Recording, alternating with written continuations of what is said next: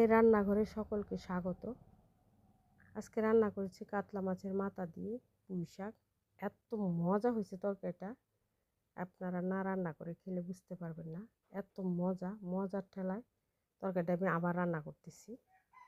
এই যে এখানে নিয়েছি কিছু পুঁই শাক, বেগুন, একটা চিচিঙ্গা, একটা কাঁকরোল, একটা আলু আর কয়েক পিস ডাঁটা।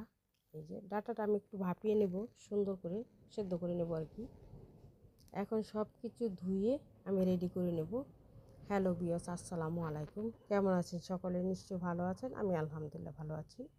এই যে পুঁই শাকটা ধুয়ে আমি রেডি করে নিয়েছি, ডাঁটাটা ওই যে সেদ্ধ করে নিচ্ছি। এই যে সব রেডি করে তুলে নিয়েছি আমি সমস্ত তরকারি।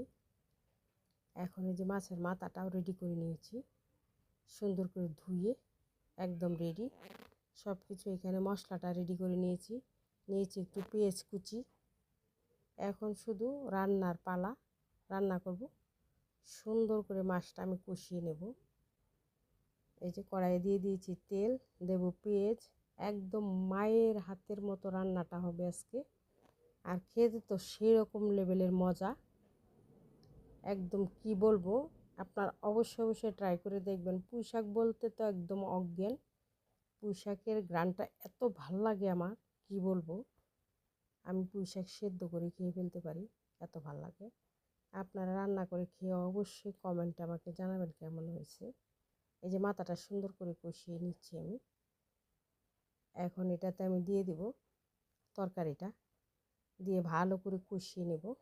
এটাতে কিন্তু আমি কোনো পানি দেব না। এই শাক থেকে, সবজি থেকে যে পানিটা উঠবে ওইটা দিয়ে আমি এটাকে সেদ্ধ করব। আমার রান্নাটা যদি ভালো লেগে থাকে অবশ্যই একটা লাইক করবেন, শেয়ার করবেন, সুন্দর একটা কমেন্ট করবেন আর সাবস্ক্রাইব করে দিবেন। কারণ মায়ের রান্নাঘরে আপনাদের সকলকে স্বাগত। এই যে দেখেন রান্না হয়ে আসছে আমার, একদম কষা কষা। এই যে নামিয়ে নিয়েছি। এখন গরম গরম ভাত দিয়ে খেয়ে দেখবেন এত মজা। আমি তো খেয়েছি, খেয়ে আপনাদের সাথে শেয়ার করলাম। এত মজার একটা তরকারি।